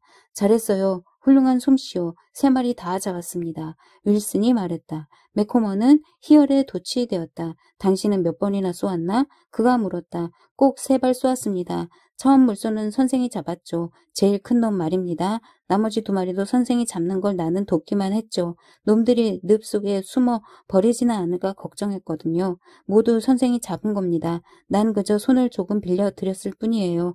선생의 사격 솜씨는 아주 굉장했어요. 윌슨이 말했다. 자동차 있는 곳으로 돌아가지. 한잔하고 싶군. 매코모가 말했다. 그 전에 저놈을 먼저 처치해버리죠. 윌슨이 말했다. 물소는 무릎을 꿇고 있었다. 두 사람이 다가가자 물소는 머리를 사납게 쑥 흔들어대면서 돼지 눈깔같이 가느다란 눈에 노기를 띠고 무섭게 으르렁댔다. 놈이 일어나지 않도록 조심하십시오. 조금 옆으로 돌아가서 귀 바로 뒤쪽 목덜미를 보기 좋게 한 방 쏘시죠. 윌슨이 말했다. 매코모는 성이 나서 사납게 휘둘러대는 큼직한 목덜미 한복판을 조심조심 겨누어 쏘았다. 그제야 물소는 목을 앞쪽으로 푹 떨어뜨렸다. 이제 됐어요. 척추에 맞았습니다. 참 흉측하게 생긴 놈들이죠? 윌슨이 물었다. 자, 한잔하지. 매코모가 말했다. 지금까지 살면서 이렇게 신바람이 난 적은 일찍이 없었다. 자동차 안에는 매코모의 아내가 새파랗게 질린 얼굴로 앉아 있었다. 대단했어요, 여보. 그녀가 매코모에게 말했다. 자동차 길은 또 얼마나 험했고요. 차를 너무 거칠게 몰았던가요? 윌슨이 물었다. 정말 혼났어요. 이제껏 이렇게 무서웠던 적은 없었어요. 다 같이 한잔하지. 매코모가 제안했다. 당연히 그래야죠. 우선 부인께 먼저. 윌슨이 말했다. 그녀는 휴대용 술병에서 위스키를 들이마시면서 술이 목구멍을 넘어갈 때 조금 몸을 떨었다. 그런 뒤 매코모에게 술병을 건네주었고 매코모가 이번에는 윌슨에게 건네주었다. 정말 손에 땀을 쥐게 했어요. 그 바람에 머리까지 몹시 아프던걸요. 그런데 자동차를 타고 쏴도 되는 줄은 몰랐네요. 그녀가 말했다. 차에선 아무도 쏘지 않았습니다.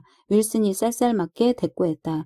내 말은 놈들을 자동차로 뒤쫓았다는 말이에요. 보통은 그렇게 하지 않죠. 하지만 그렇게 하는 동안은 아주 재미있습니다. 걷는 것보다는 웅덩이나 그 밖에 이런저런 장애물이 있는 초원을 그처럼 자동차로 쫓으면 놈들을 잡을 기회가 훨씬 많지요. 물소라는 놈은 마음만 먹으면 우리가 총을 쏠 때 번번이 덤벼들 수 있거든요. 놈에게 모든 기회를 준 셈이죠. 하지만 나 같으면 이 말은 어느 누구에게도 발설하지 않을 겁니다. 부인께서 말한 게 그런 뜻이라면 이건 위법 행위니까요. 나한테는 몹시 부당하게 보였어요. 저렇게 크고 무력한 짐승을 자동차로 쫓는 게 말이에요. 마거릿이 말했다. 그랬던가요? 윌슨이 물었다. 나이로비에서 이 말을 들으면 어떻게 될까요? 우선 나는 면허증을 뺏길 겁니다. 그 밖에도 여러 불쾌한 일이 일어날 수 있죠.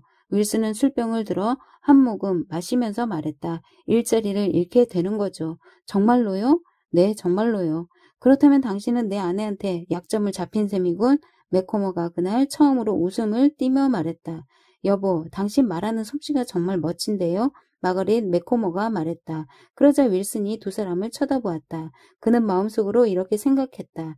만약 여자를 무지하게 밝히는 남자가 남자를 더 밝히는 여자와 결혼한다면 도대체 어떤 애들이 태어날까? 그러나 그가 막상 입 밖으로 내뱉은 말은 엽총 운반인 한 명이 안 보이는군요. 알고 있었습니까? 였다. 전혀 몰랐는데 매코머가 말했다. 아, 저기 오는군요. 아무렇지도 않습니다. 우리가 첫 번째 물소가 있는 곳에서 떠날 때 차에서 떨어졌던 게 틀림없어요. 그들을 향해 가까이 다가오고 있는 사람은 중년의 엽총 운반인으로 그는 그물처럼 뜬 모자를 쓰고 카키색 윗도리와 짧은 바지에 고무신을 신고 우울하고 괴로운 표정으로 다리를 절름거리며 걸어오고 있었다. 가까이 다가온 그는 윌슨에게 스와힐리어로 뭐라고 짓거렸고 그러자 모두들 백인 수렵인의 얼굴빛이 갑자기 변하는 것을 볼 수 있었다. 지금 뭐라고 말하는 건가요? 마거릿이 물었다. 첫 번째 물소가 일어나 덤불 속으로 도망쳤답니다. 윌슨이 아무런 감정이 섞이지 않은 목소리로 대답했다. 아, 저런. 매코머가 멍청하게 말했다. 그럼 꼭 그 사자꼴이 되겠네요. 마거릿이 예상하고 있었다는 듯이 말했다. 사자하고는 조금도 같지 않을 겁니다. 윌슨이 대답했다. 매코머 씨, 한 잔 더 하시겠습니까? 그러지. 고맙소. 그는 사자에 대해 느꼈던 감정이 되살아나리라 생각했지만 그렇지는 않았다. 태어나서 처음으로 그는 전혀 공포를 느끼지 않았다. 공포 대신에 오히려 희열을 맛보고 있었다. 두 번째 물소를 보러 가시죠. 운전사에게 그늘 아래에 자동차를 두도록 이르겠습니다. 윌슨이 말했다. 뭘 하시려고요?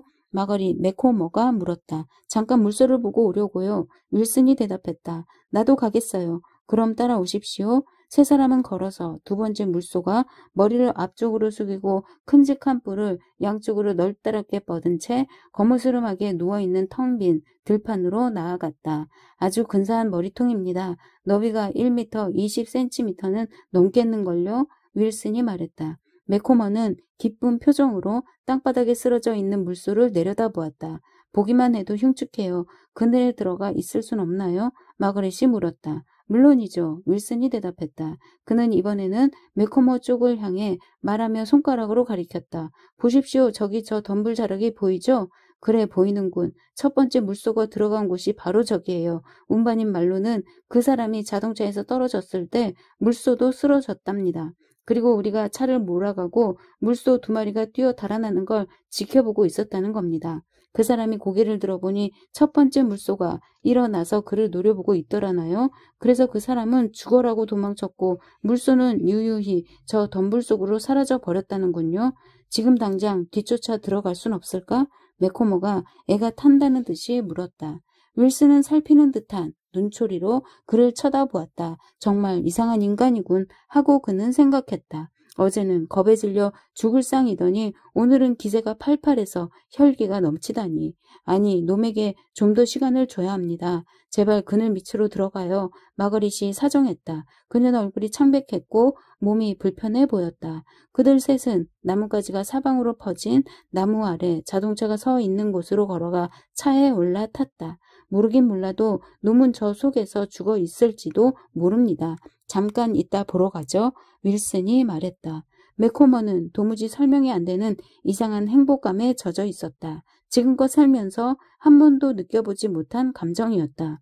아, 이거야말로 진짜 사냥이었어. 이런 기분은 처음이야, 마거릿. 당신도 신나지 않았어? 그가 물었다. 난 끔찍이 싫었어요. 왜? 싫었어요. 혐오스러웠다고요.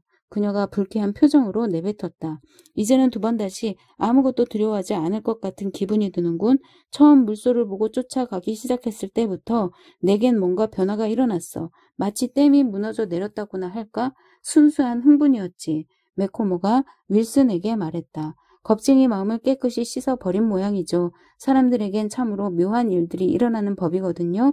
윌슨이 말했다. 매코모의 얼굴이 반짝반짝 빛나고 있었다. 분명히 뭔가 변화가 일어나긴 일어난 모양이야. 완전히 다른 인간이 된 것 같은 기분이니까 그가 대꾸했다. 그의 아내는 아무 말 없이 이상스럽다는 듯 그를 쳐다보고 있었다. 그녀는 뒷자리에 몸을 깊숙이 묻고 앉아 있었고 매코머는 앞쪽으로 다가앉아 몸을 비스듬히 돌려 뒤쪽을 향해 말하고 있는 윌슨에게 말을 걸었다.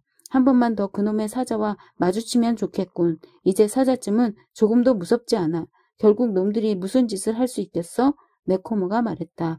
바로 그겁니다. 최악의 경우 기껏해야 상대를 죽이기밖에 더 하겠습니까?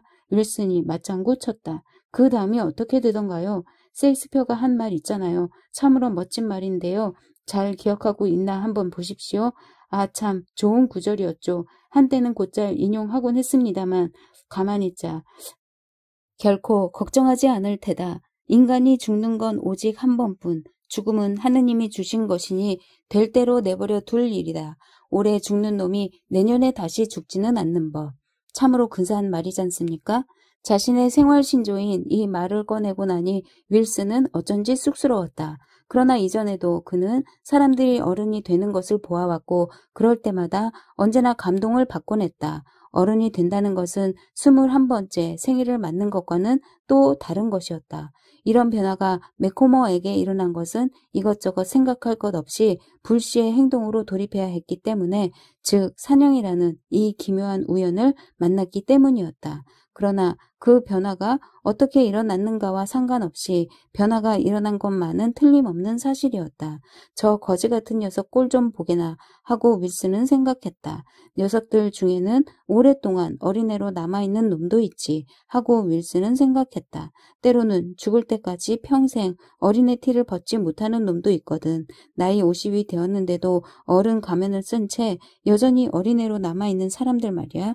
저 위대한 미국의 애 늙은이들, 참말로 묘한 족속들이야. 그러나 지금 이 매코머라는 사내는 마음에 드는 것 같군. 정말 이상한 친구야. 어쩌면 이제 여편네의 서방질도 끝이 나겠어. 그래, 그래야지. 하여튼 정말 잘된 일이야. 정말 잘된 일이라고. 저 거지 같은 녀석은 평생 겁을 먹고 살아왔을 거야. 어쩌다 그렇게 됐는지는 알 수 없지. 하지만 이제 모두 끝났군. 물소를 상대로는 겁을 먹을 여유가 없었던 거야. 게다가 또 화가 나 있었고 자동차도 한몫 거들었지. 자동차가 있었기에 쉽게 할 수 있었던 거야. 지금은 아주 기세가 대단하군. 똑같은 광경을 전쟁 영화에서 보았을 테지. 처녀성을 상실하는 것보다 더 큰 변화였어. 마치 수술한 것처럼 공포가 사라져버렸거든. 대신 그 자리에 뭔가 다른 것이 들어섰어. 사내라면 가져야 할 중요한 뭔가가 말이야. 사내답게 해주는 건 말이지. 여자들도 이런 것쯤은 알고 있어. 겁을 먹지 않았다는 건 말이야. 좌석의 한쪽 귀퉁이에서 마거린 매코머는 두 사내를 바라보았다. 윌슨은 변한 게 없었다. 그 전날 그녀가 그의 위대한 재능이 어떤 것인지 처음 알았을 때와 전혀 다르지 않았다. 그러나 지금 프랜시스 매코머는 변한 게 보였다. 앞으로 일어날 일을 생각하면 행복감 같은 게 느껴지지 않나? 매코머가 새로 획득한 자산을 아직도 탐색하면서 물었다. 선생이 그런 말을 하면 안 되죠. 오히려 두렵다고 하는 게 훨씬 더 어울릴 것 같은데요. 보십시오. 앞으로도 겁먹을 일은 얼마든지 있을 테니 말입니다. 윌슨이 상대편의 얼굴을 쳐다보면서 말했다. 어쨌든 다음에 할 행동에 대해 행복을 느끼나? 그럼요. 하지만 그뿐입니다. 윌슨이 대답했다. 이런 일에 대해선 너무 말을 많이 하지 않는 게 좋습니다. 말이 많으면 모두 망쳐버리거든요. 뭐든지 너무 많이 짓거리고 나면 재미가 사라지는 법입니다. 두 분 모두 쓸데없는 소리만 하네요. 불쌍한 짐승 몇 마리를 자동차로 몰고 나서는 마치 영웅이나 된 것처럼 말한다고요. 마거릿이 대꾸했다. 미안합니다. 허풍이 좀 지나쳤던 것 같군요. 윌슨이 사과했다. 이 여자는 그 일에 대해 벌써 걱정하고 있구나 하고 그는 생각했다. 우리 얘기가 이해 안 되면 좀 빠져주시지. 매코머가 자기 아내에게 말했다. 당신은 굉장히 용감해졌어요. 그것도 굉장히 갑작스럽게. 그의 아내는 경멸하듯이 말했지만 그 태도에는 자신감이 없었다. 뭔가 몹시 두려워하고 있었다. 매코머는 껄껄 웃었다. 마음속에서 우러나온 아주 자연스러운 웃음이었다. 그런 느낌이 들었어. 정말 그런 느낌이 들었다고 그가 말했다. 좀 늦은 거 아닌가요? 그녀가 따끔하게 말했다. 그녀는 지난 긴 세월 동안 할 수 있는 한 최선을 다해왔고 지금 그들이 이렇게 되어버린 것도 어느 한 사람의 잘못은 아니었기 때문이다. 나한테는 늦지 않았지. 매코머가 대답했다. 마거릿은 아무런 대꾸도 하지 않고 좌석 한 구석에 몸을 깊숙이 기대고 앉았다. 이 정도면 놈에게 시간을 충분히 준 거 아닐까? 매코머가 쾌활하게 윌슨에게 말했다. 그럼 이제 보러 가죠. 총알은 아직 남아있죠? 윌슨이 물었다. 옆총 운반인이 좀 갖고 있어. 윌슨이 스와힐리어로 원주민을 부르자 물소의 머리통을 벗기고 있던 나이 먹은 원주민이 일어나더니 주머니에서 탄환 상자를 꺼내 매코머에게 건네주었다. 매코머는 탄환을 탄창에 넣고 나머지 탄환을 주머니에 집어넣었다. 선생은 스프링필드 엽총으로 쏘는 게 좋을 겁니다. 그 총이 손에 익었을 테니 말이죠. 말리처 엽총은 차 안에 있는 부인께 맡겨두고 가십시오. 선생의 무거운 총은 엽총 운반인이 가져갈 겁니다. 난 이 대포 같은 총을 들고 가겠습니다. 자, 그럼 다음은 그 물소 말인데요. 윌슨이 말했다. 그는 매코머가 걱정하지 않도록 이 말을 마지막 순간까지 꺼내지 않고 있었다. 물소는 덤벼들 때 머리를 높이 쳐들고 똑바로 돌진해 옵니다. 쑥 내민 뿔이 머리를 향해 쏘는 총알을 막아주죠. 가장 좋은 방법은 코에다 대고 똑바로 쏘는 겁니다. 그 다음에는 가슴팍을 겨누든지 모로 서 있으면 목덜미나 어깨를 쏘아야 합니다. 일단 한 번 맞으면 놈들은 거칠게 몸부림을 칠 겁니다. 그러니 절대로 무리한 짓을 해서는 안 됩니다. 그 자리에서 가장 편안하게 사격하십시오. 저 사람들이 껍질을 다 벗긴 모양이군요. 자, 그럼 출발할까요? 윌슨이 엽총 운반인을 부르자 그들은 손을 닦으면서 다가왔고 나이든 원주민이 차 뒤쪽에 올라탔다.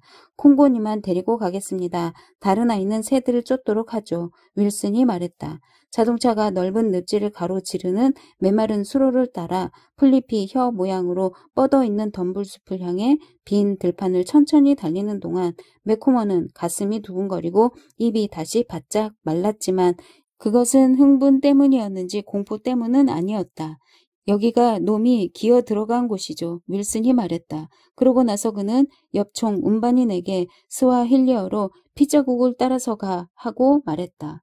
자동차는 덤불 더미와 평행으로 세워 놓았다. 매코머, 윌슨, 그 다음은 엽총 운반인의 순서로 차에서 내렸다. 매코머가 뒤돌아보니 아내는 총을 곁에 놓고 그를 쳐다보고 있었다. 아내를 향해 손을 흔들었지만 그녀는 응답하지 않았다. 덤불은 앞으로 들어갈수록 무성했고 땅은 메말라 있었다. 중년의 엽총 운반인은 몹시 땀을 흘리고 있었고 윌슨은 모자를 깊숙이 눌러쓰고 있어서 붉은 목덜미만이 매코머 바로 눈앞에 보였다. 갑자기 엽총 운반인이 윌슨에게 스와힐리어로 뭐라고 중얼거리더니 앞으로 달려나갔다. 놈이 저기 뻗어 있군요. 멋지게 해치웠습니다. 윌슨이 말했다. 그러고 나서 뒤돌아 매코머의 손을 잡았다. 서로 희죽 웃으며 악수를 나누고 있을 때 엽총 운반인이 비명을 지르며 덤불 속에서 개처럼 옆걸음으로 튀어나오는 것이 보였다. 그의 뒤에는 물소가 코를 번쩍 쳐들고 입을 꽉 다물고 피를 질질 흘리면서 큼직한 머리통을 앞으로 내민 채 핏발이 잔뜩 선 조그마한 돼지 눈깔 같은 눈으로 그들을 노려보며 돌진해 오고 있었다. 앞에 서 있던 윌슨이 무릎을 꿇으면서 쏘았고 매코머도 쏘았지만 그의 총성은 윌슨이 쏜 총성 때문에 들리지 않았다. 다만 큼직한 뿔 끝에서 슬레이트 같은 파편이 퉁기는 것만 보였다. 물소가 머리통을 흔들어대자 그는 널찍한 콧구멍을 겨누어 또 한 발 쏘았지만 뿔이 다시 흔들리면서 파편이 날렸다. 이때 이미 윌슨의 모습은 보이지 않았다. 조심스럽게 겨누며 그가 다시 한번 쏘자 물소의 큼직한 몸뚱이가 그에게 덮치다시피 다가왔고 그의 총은 코를 내밀고 덤벼드는 물소의 머리통과 거의 수평을 이루었다. 사악해 보이는 물소의 작은 두 눈이 보이는가 싶더니 머리통이 아래쪽으로 기울어지기 시작했다. 순간 그는 갑자기 눈을 멀게 하는 백열의 섬광이 머릿속에서 터지는 느낌 외에는 아무것도 느낄 수 없었다. 윌슨은 어깨 위에 총을 놓고 쏘려고 한쪽 옆으로 몸을 숙였다. 매코머는 똑바로 선 채 코를 겨누어 쏘고 있었다. 그러나 겨냥이 조금 높아 총알은 번번이 묵직한 뿔에 맞은 뒤 슬레이트 지붕에 맞은 듯 파편만을 날려보냈다. 남편이 물소의 뿔에 찔릴 것 같았기 때문에 차 안에 있던 매코머 부인은 6.5mm 말리처 엽총으로 물소를 향해 쏘았고 타나는 남편의 두개골 한쪽 밑에서 5cm가량 위쪽에 맞고 말았다. 프랜시스 매코머는 물소가 모로 넘어져 있는 곳에서 2m도 안 되는 곳에 얼굴을 밑으로 하고 땅바닥에 쓰러졌다. 아내는 남편의 시체 옆에 꿇어앉고 윌슨은 그 곁에 서 있었다. 나 같으면 몸을 뒤집지 않겠습니다. 윌슨이 말했다. 여자는 발작적으로 울고 있었다. 난 차 있는 대로 돌아가겠습니다. 엽총은 어디 있습니까? 윌슨이 물었다. 그녀는 얼굴이 일그러진 채 머리를 절레절레 흔들었다. 엽총 운반인이 총을 집어 올렸다. 그 자리에 그대로 둬. 윌슨이 소리 질렀다. 그러고 나서는 이렇게 명령했다. 어서 가서 압둘라를 불러와. 사건이 어떻게 일어났는지 증인이 되어줘야 하니까.